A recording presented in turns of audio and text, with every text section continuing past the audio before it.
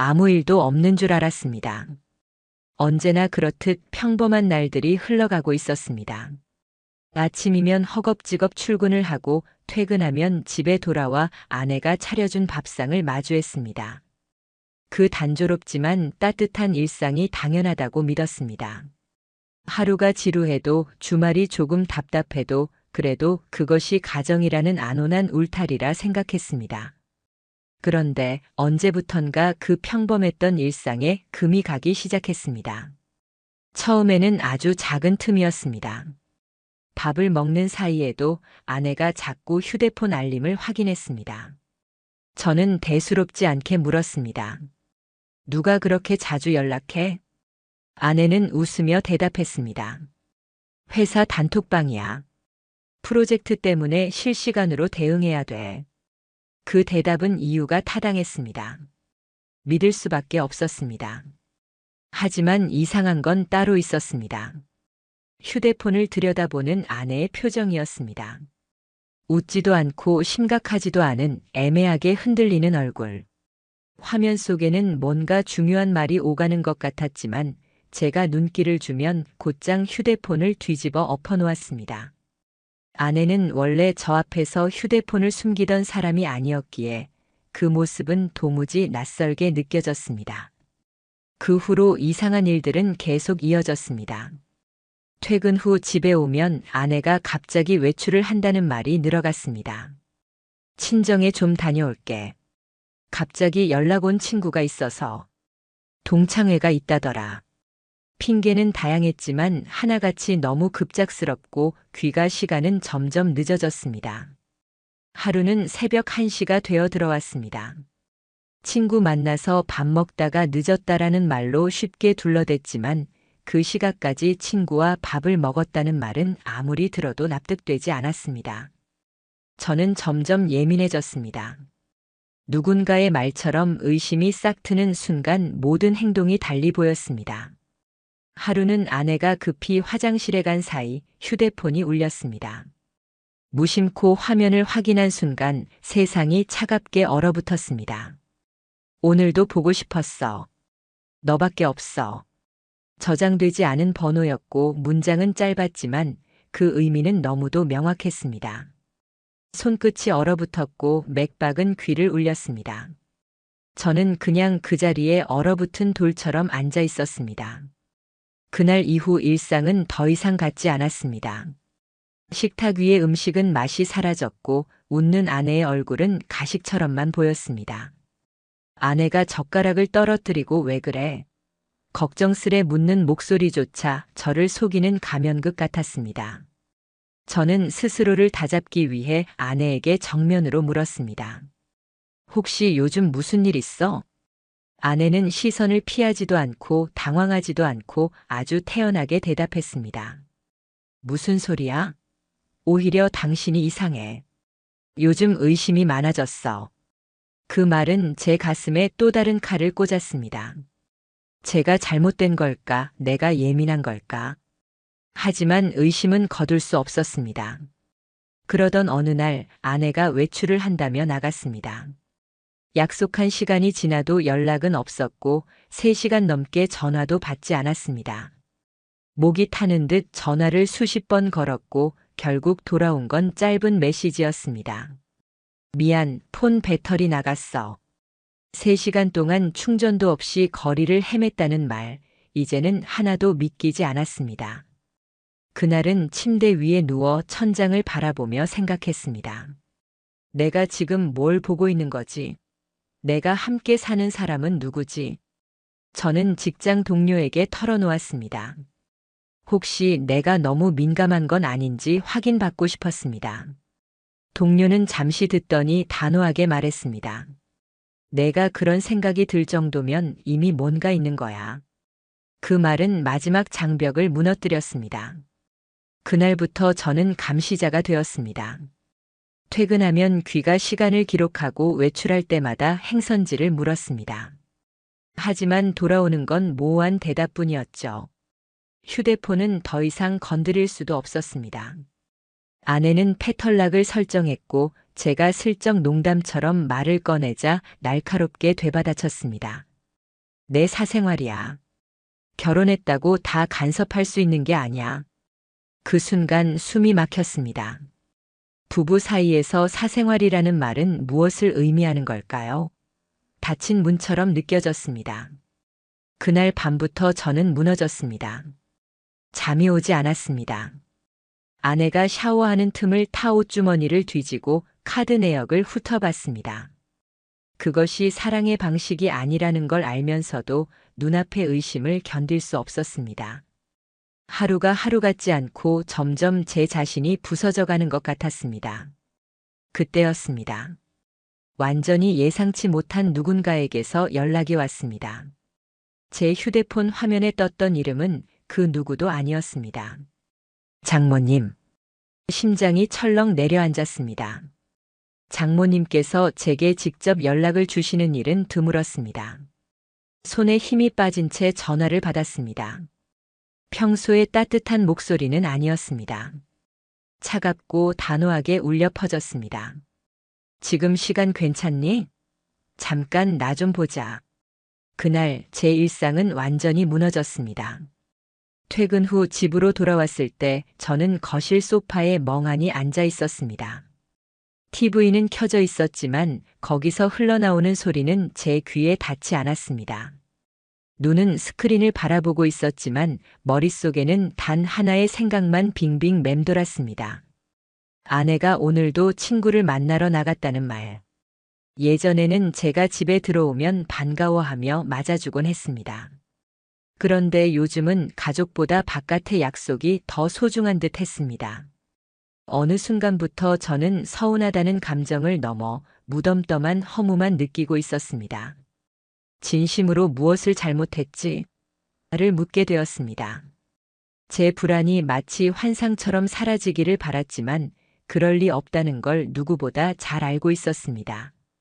그날 휴대폰 진동이 갑자기 울렸습니다. 화면에 떠오른 이름을 본 순간 제 숨이 멎었습니다. 장모님. 손끝이 저렸습니다.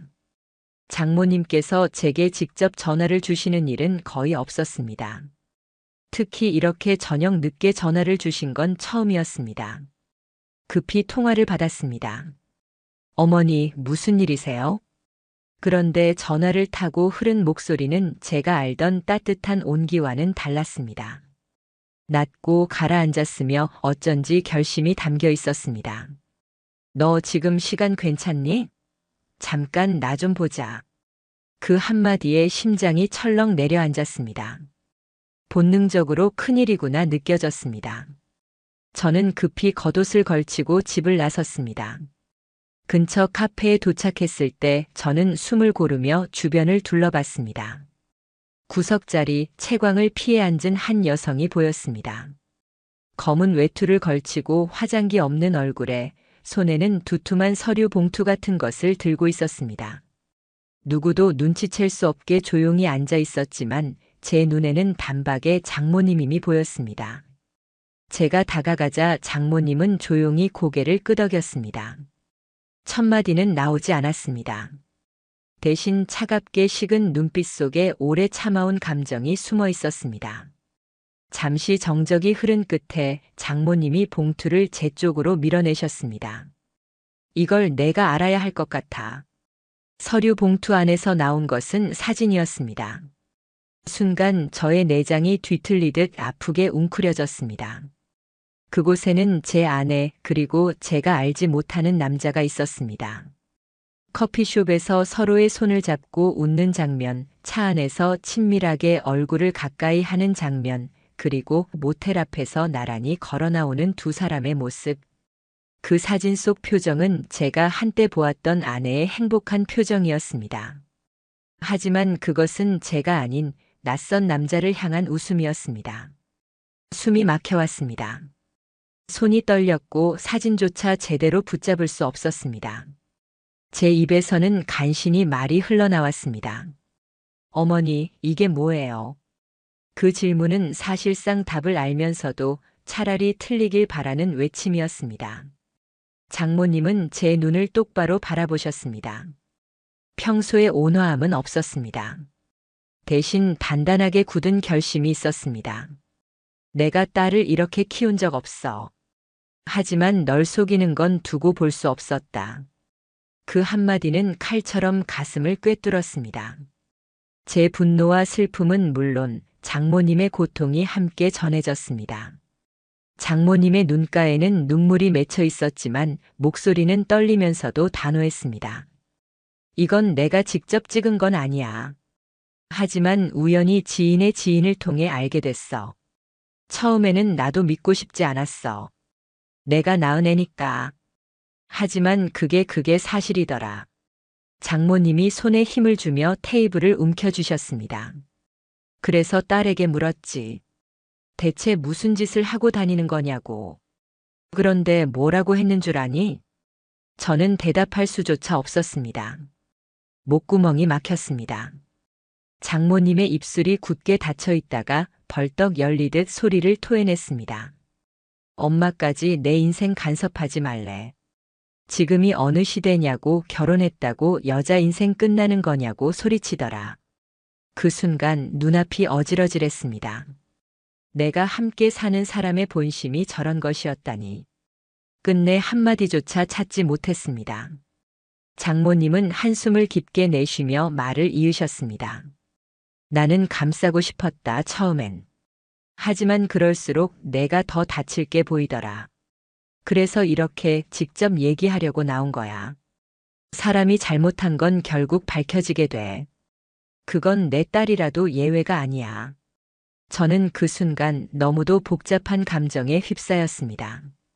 아내에게 배신당했다는 고통, 장모님이 가장 먼저 진실을 알았다는 충격, 친정어머니조차 등을 돌릴 정도로 아내가 망가졌다는 절망.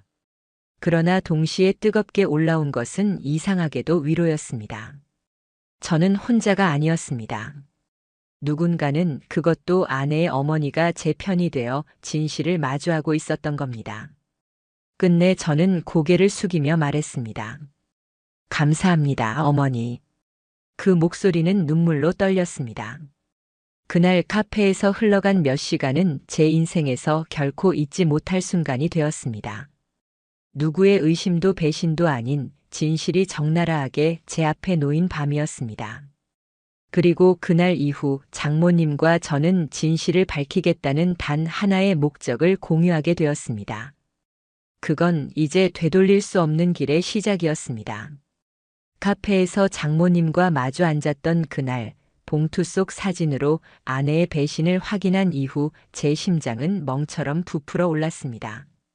그런데 사진만큼이나 제 영혼을 파고든 건 장모님이 흘린 한마디였습니다. 내가 딸을 이렇게 키운 적 없어. 그 말은 단순한 질책이 아닌 어머니로서의 절규였습니다. 저는 차마 대답을 하지 못한 채 가만히 장모님 얼굴을 쳐다볼 수밖에 없었습니다. 그 얼굴에는 배신당한 남편으로서의 제 감정보다 훨씬 더 깊은 절망이 배어 있었습니다. 어머니라는 이름으로도 감당하기 힘든 무게였을 겁니다. 잠시 침묵이 흐른 뒤 장모님은 미약한 목소리로 숨을 고르더니 말을 꺼내셨습니다. 사실 그 애가 이상해진 건 벌써 꽤 됐어. 너도 아마 모르고 지나쳤을지 모르겠지만 나는 오래전부터 눈치채고 있었거든. 저는 온몸이 굳었습니다. 아내가 변했다는 낌새를 장모님도 오래전부터 알고 있었다니? 머릿속이 다시 복잡해졌습니다.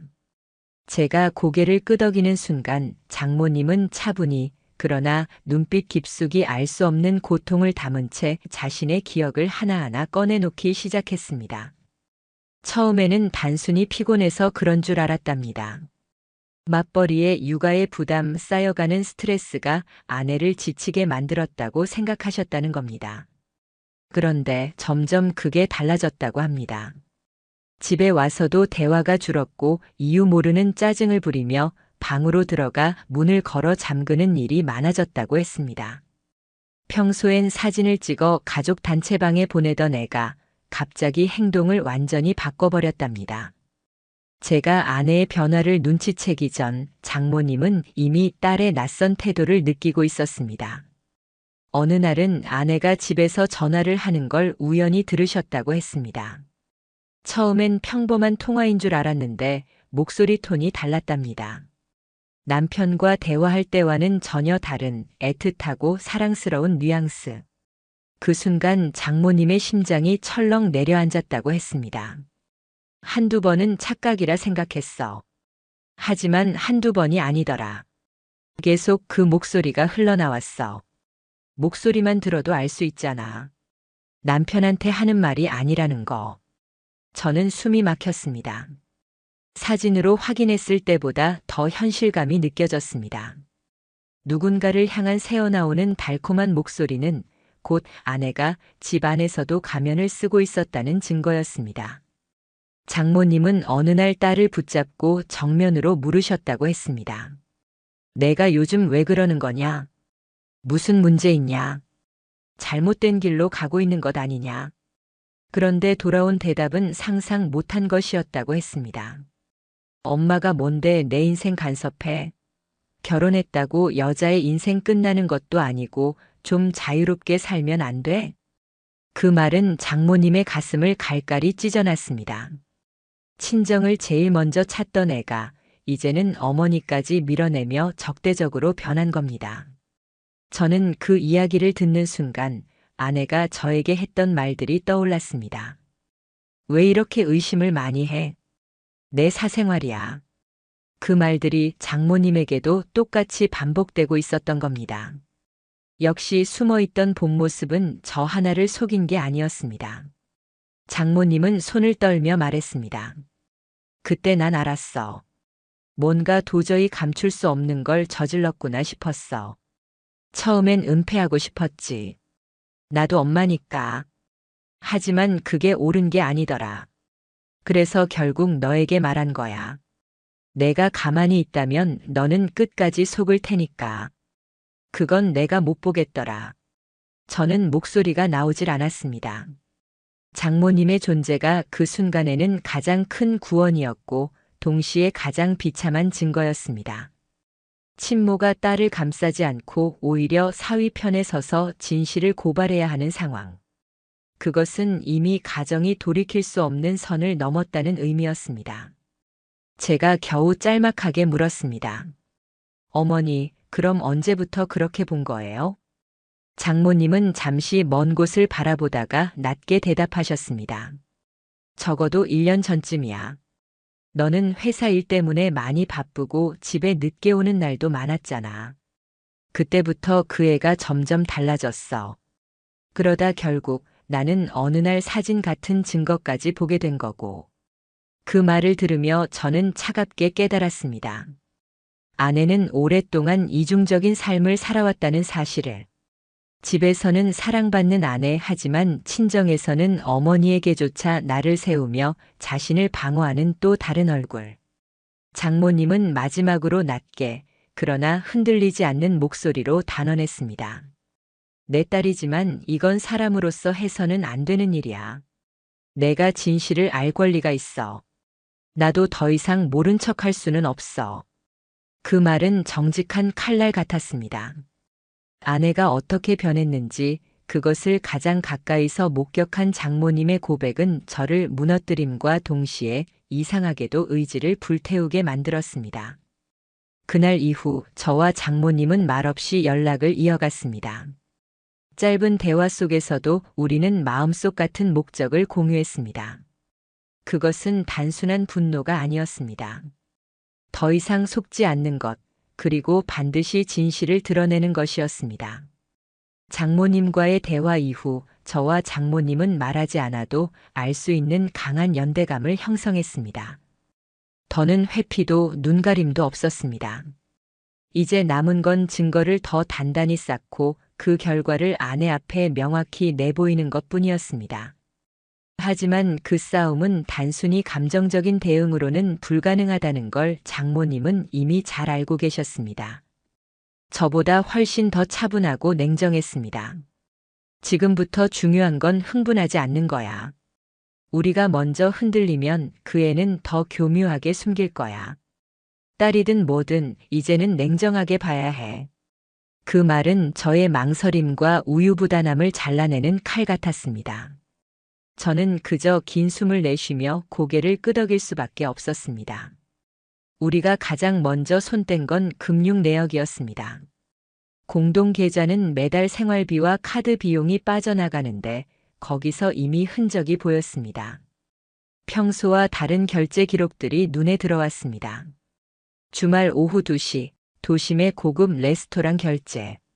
아내가 저에게는 대학교 동창을 만난다고 말했던 날이었습니다. 평일 대낮 미용실 결제. 그날 아내는 저에게 두통 때문에 병원에 다녀왔다고 말했습니다. 병원 대신 미용실에 간 겁니다. 그 모든 내역을 장모님은 작은 수첩에 꼼꼼히 적어 내려가셨습니다. 날짜, 시간, 결제 장소. 마치 수사를 하는 형사 같았습니다. 저는 그 장면을 보며 묘한 비현실감을 느꼈습니다. 내 아내의 거짓말을 증명하기 위해 장모님이 직접 주석을 달고 있다는 사실 자체가 믿기 어려웠습니다. 그 다음은 위치 확인이었습니다. 아내는 여러 차례 외출을 핑계대며 집을 나갔지만 어디를 갔는지 알 방법은 없었습니다. 그때 장모님의 입에서 무겁게 흘러나온 한마디. GPS 달아야겠다. 저는 처음엔 주저했습니다. 하지만 장모님의 눈빛은 단호했습니다. 지금은 엄마로서가 아니라 같은 피해자로서 말하는 거야. 우리가 선택할 수 있는 길은 없어. 이대로 두면 너만 끝까지 속고 끌려다닐 거야. 그 말에 압도된 저는 결국 결심했습니다. 아내가 평소 자주 몰고 다니는 차량이 있었기에 지인 정비소를 통해 GPS를 부착했습니다. 긴급 점검이라 둘러대고 자연스럽게 처리했습니다. 이제 그녀의 발걸음은 어디로 향하는지 숨길 곳이 없게 되었습니다. 며칠은 큰 변화가 없었습니다. 이상하게도 그 시기 아내는 오히려 더 다정해졌습니다. 일을 마치고 집에 돌아온 저를 반가워하며 웃고 밥상을 차리고 생전하지 않던 농담까지 건넸습니다. 그 모습은 마치 내 안의 의심을 달래려는 연기 같았습니다. 순간순간 저는 갈팡질팡했습니다. 혹시 내가 과민한 걸까? 혹시 진짜 오해였던 건 아닐까? 하지만 곧 진실은 드러났습니다. 일요일 오후 아내는 대학교 친구들 만나러 간다며 외출했습니다. 우리는 조심스럽게 스마트폰 GPS 앱을 확인했습니다. 처음엔 시내 카페 거리 근처에 찍혔습니다. 하지만 20분 뒤 표시된 위치는 낯선 방향으로 흘러갔습니다. 주거지도 아니고 관광지도 아니었죠. 지도상에 표시된 건 고급 모텔 밀집 지역. 순간 숨이 막혔습니다. 장모님의 손등이 파르르 떨렸고 제 심장도 귀를 찢을 듯 쿵쿵 울렸습니다. 그때 장모님은 차갑게 말했습니다. 지금 가야겠다. 눈으로 직접 봐야 해. 저는 잠시 망설였습니다. 하지만 장모님의 눈빛은 흔들림이 없었습니다. 이제는 내 딸이라도 그 진실을 확인해야 해. 우리는 곧장 목적지로 향했습니다. 차 안 공기는 얼음처럼 무겁고 고요했습니다. 저는 여러 번 핸들을 잡은 손에 힘을 쥐었다 풀기를 반복했고 장모님은 창밖만을 뚫어지게 바라보고 계셨습니다. 1시간 후 우리는 목적지 근처 좁은 골목에 차를 세웠습니다. 그리고 모텔 입구를 주시했습니다. 시간이 얼마나 흘렀을까 익숙한 실루엣이 보였습니다. 검은 롱코트를 입고 머리를 질끈 묶은 아내였습니다. 그녀는 마스크를 낀 채 한 남자와 자연스럽게 손을 잡고 걸어 나왔습니다. 그 순간 제 호흡은 멎을 듯 위태로웠습니다. 너무도 익숙한 표정. 제가 한때 사랑했던 그 미소가 지금은 낯선 남자를 향해 있었습니다. 장모님은 누군가에게 보여주듯 묵묵히 휴대폰을 들어 사진을 찍었습니다. 손끝이 떨렸지만 셔터 소리는 또박또박 이어졌습니다. 몇 장을 찍고 난 뒤 장모님은 핸드폰을 내렸습니다. 얼굴은 하얗게 질려 있었지만 눈빛만큼은 칼처럼 차가웠습니다. 됐다. 증거는 확보했어. 이제 어떻게 나올지 두고 보자. 그 말 위에 저는 아무 말도 할 수 없었습니다. 분노와 절망이 뒤엉켜 눈앞의 현실조차 똑바로 보이지 않았습니다. 그날 차를 돌리고 돌아오는 길, 우리는 아무 말도 하지 않았습니다. 무너지는 마음속에도 동시에 끝까지 가겠다는 결심이 번져왔습니다. 아내의 이중적인 삶, 숨겨온 거짓, 그리고 그 뒤에 붙은 남자까지. 더 이상 숨을 곳은 없었습니다. 그날 밤 저는 차 안에서 장모님과 함께 모텔 앞을 지켜봤습니다. 눈앞에서 손을 잡고 걸어 나오는 아내와 낯선 남자의 모습은 제 삶 전체를 일시에 무너뜨리고 있었습니다. 눈으로 보고도 믿기지 않았습니다. 아내의 표정은 따뜻했습니다. 하지만 그 온기는 제가 아닌 이름조차 모르는 남자를 향하고 있었습니다. 잠시 후 두 사람은 발걸음을 멈췄습니다. 주차장 불빛 아래서 아내가 남자의 얼굴을 두 손으로 감쌌습니다. 그리고는 지극히 자연스럽게 연인만이 할 수 있는 방식으로 서로의 눈을 바라보았습니다. 그 장면을 본 순간 제 호흡은 완전히 끊어질 듯 막혔습니다. 마치 심장이 차가운 호수에 잠겨버린 것처럼 식어갔습니다. 옆자리에서 장모님이 떨리는 손으로 사진을 찍고 계셨습니다.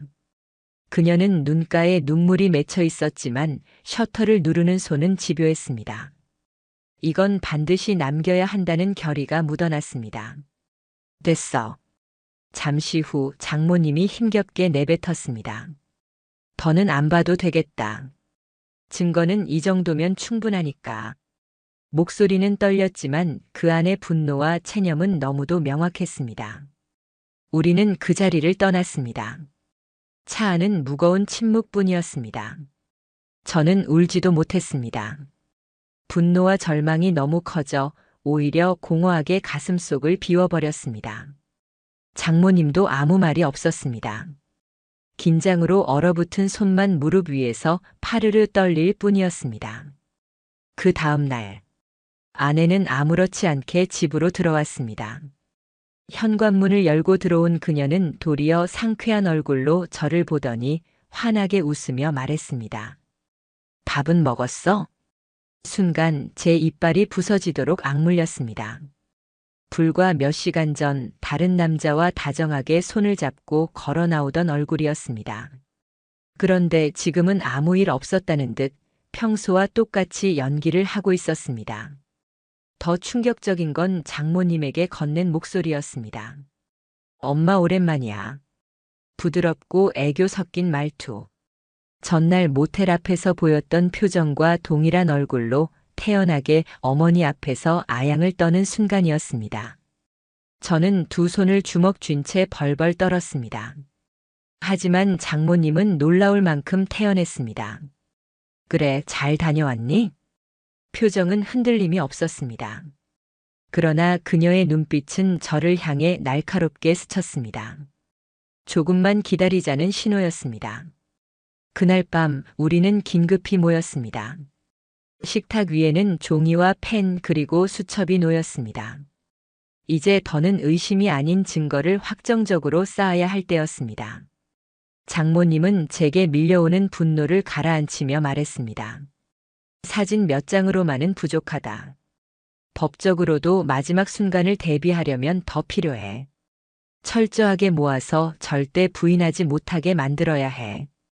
그때 저는 처음으로 깨달았습니다. 장모님은 감정적으로 분노하는 게 아니라 완전히 냉정한 전사가 되어 계셨습니다. 첫 번째로 우리는 아내의 동선 기록을 정리했습니다. GPS 움직임, 카드 내역, 핑계와 실제 시간을 일일이 비교하며 눈에 띄는 불일치를 찾아냈습니다. 놀랍도록 많았습니다. 동창회라던 날은 사실은 서울 외곽 레스토랑. 두통 때문에 병원에 갔다던 날은 사실은 고급 미용실. 친정에 간다던 날은 기록은 전혀 없는 모텔촌. 둘째, 우리는 주변 CCTV를 확인하기 위해 발벗고 나섰습니다. 제가 직접 상가 주인들에게 CCTV를 부탁했고 장모님은 차분히 날짜별로 체크했습니다. 그곳에는 아내와 남자가 나란히 걸어가는 모습이 또렷하게 담겨 있었습니다. 셋째, 결정적 증거는 디지털에서 나왔습니다. 장모님은 아내가 오래전 사용했던 클라우드 계정 비밀번호 조합을 떠올렸습니다. 기념일과 생일을 섞어 입력하자 접근이 가능해졌습니다. 그리고 그 안에서 지옥 같은 대화가 쏟아져 나왔습니다. 오늘도 보고 싶어. 당신 없인 죽을 것 같아. 남편 눈치 보느라 힘들어 죽겠어. 이번엔 더 멀리 가자. 그날 너무 좋았어. 우리 그냥 이대로 살면 안 될까? 메시지는 구토가 나올 정도로 애정에 찌들어 있었습니다. 더 끔찍한 건 그 시간대였습니다. 제가 회사에서 회의를 하던 오후 수십 번의 메시지가 오갔습니다. 거기서 끝이 아니었습니다. 대화 중에는 장모님까지 언급돼 있었습니다. 우리 엄마도 눈치챈 것 같아. 근데 내가 대들었더니 조용해졌어. 역시 엄마도 날 못 막아. 그 문장 앞에서 장모님은 손을 떨며 입술을 깨물었습니다. 눈가가 붉어졌지만 울지 않았습니다. 대신 이빨을 악물며 낮게 중얼거렸습니다. 내가 이런 애를 낳았단 말이지. 저는 숨이 턱까지 차올랐습니다. 제 분노는 이미 인간적인 경계선을 넘어 있었고 그 순간만큼은 정말로 제 몸이 부서지는 것 같았습니다. 그날 밤 우리 둘은 한참 동안 말이 없었습니다. 종이 위에는 날짜와 기록, 증거물이 차례대로 줄지어 있었고 그 위에 우리 두 사람의 무거운 그림자가 드리워져 있었습니다. 마지막에 장모님이 고개를 들었습니다. 눈빛은 이미 흔들림 없는 결단이었습니다. 이제는 끝까지 가야 한다. 내 딸이라고 해도 이건 감쌀 수 없다. 넌 혼자가 아니야. 그 순간 저는 처음으로 확실히 느꼈습니다. 끝까지 싸워도 된다는 확신을. 그리고 더는 물러설 길이 없다는 점을. 우리는 그렇게 아내와 상간남의 파국을 향해 치명적인 칼날을 갈고 있었습니다. 그날은 일요일이었습니다. 평범한 아침처럼 시작됐습니다. 아내는 그날도 태연하게 웃으며 현관에 서 있었습니다. 장 좀 보러 나갔다 올게. 저는 무표정하게 고개만 끄덕였습니다. 장모님은 간단히 미소를 지으며 대답했습니다. 그래, 다녀와라. 하지만 그 미소는 껍데기였습니다. 저는 그 의미를 알았습니다. 장모님의 눈빛 속에는 이미 차가운 결심이 담겨 있었습니다. 그것은 제가 수차례 확인한 흔들림 없는 마지막 준비의 눈이었습니다. 아내가 현관문을 닫고 나가자 장모님은 제 쪽으로 천천히 고개를 돌리셨습니다. 오늘 끝내자. 더는 미룰 필요 없어. 그 목소리는 낮았지만 제 심장을 관통했습니다. 저는 입술을 깨물며 고개를 끄덕였습니다. 오후 아내가 집으로 돌아왔을 때 거실 풍경은 평소와 달랐습니다. 커피 테이블 위에는 차가운 증거물들이 차곡차곡 놓여 있었습니다. 모텔 앞 사진, 남자와 손을 잡고 있는 장면의 영상 캡처, 클라우드에서 복원한 메시지 대화, 그리고 상간남과 찍힌 SNS 사진까지. 모든 흔적들이 피할 수 없는 진실처럼 그녀 앞에 펼쳐져 있었습니다. 아내는 들어오자마자 기분 좋게 신발을 벗고 거실로 걸어왔습니다. 그런데 눈앞의 광경을 보고 그녀의 얼굴이 굳었습니다.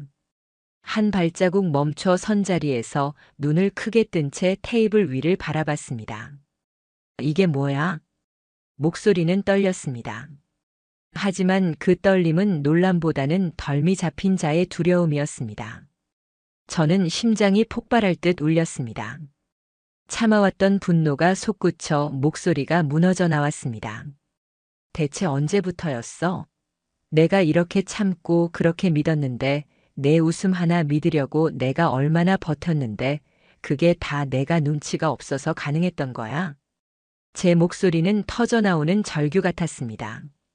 아내는 입술을 떨며 손으로 테이블을 짚었습니다. 눈빛이 흔들렸지만 금세 입술을 달싹이며 변명을 내뱉었습니다. 아니야, 그게 그냥 잠깐 감정에 휩쓸린 거야.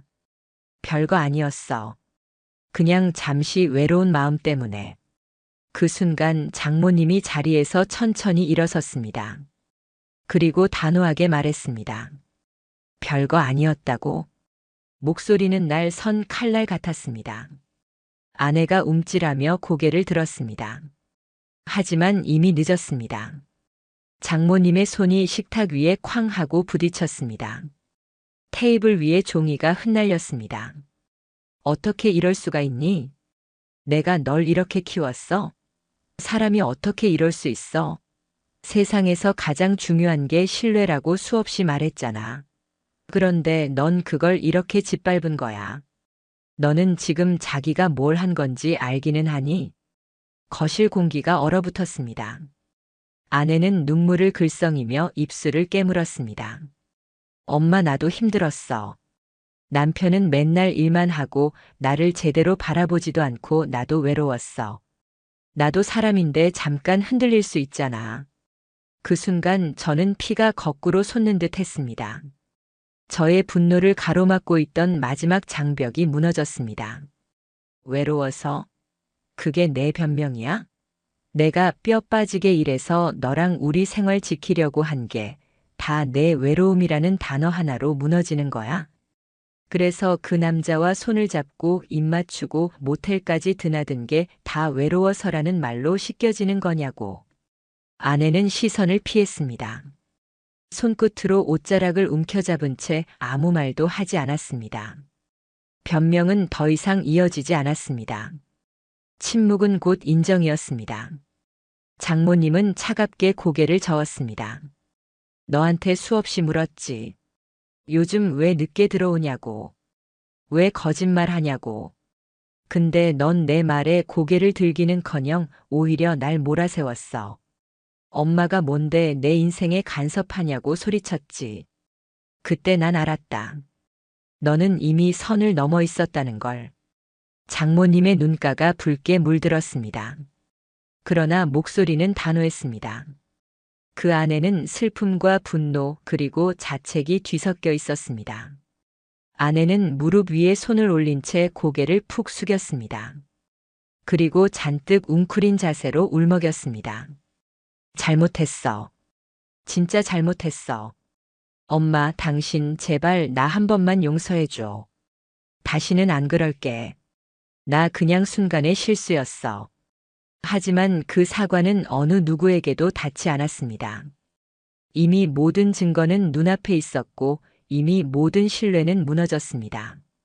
장모님은 고개를 돌리며 차갑게 말했습니다. 늦었어. 이미 늦었어. 내가 한 짓은 실수로 치부될 수 있는 게 아니야. 그건 선택이었고 반복이었어.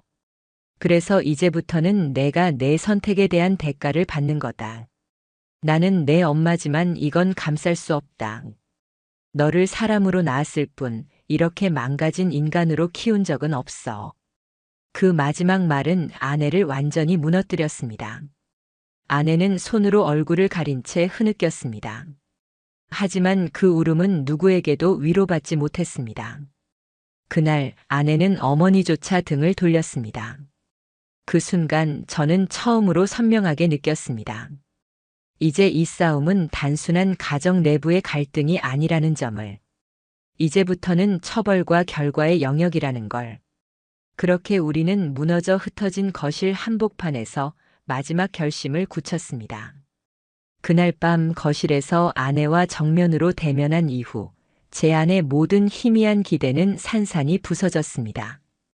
더는 변명도 용납도 없었습니다.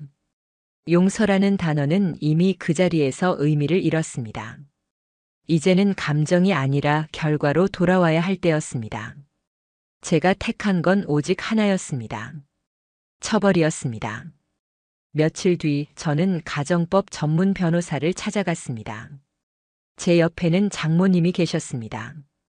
그날 장모님은 처음 만난 변호사 앞에서도 담담히 상황을 정리하며 말씀하셨습니다.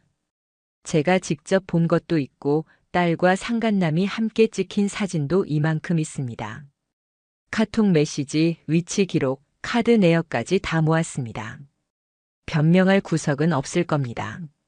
책상 위에 놓인 증거들은 압도적이었습니다.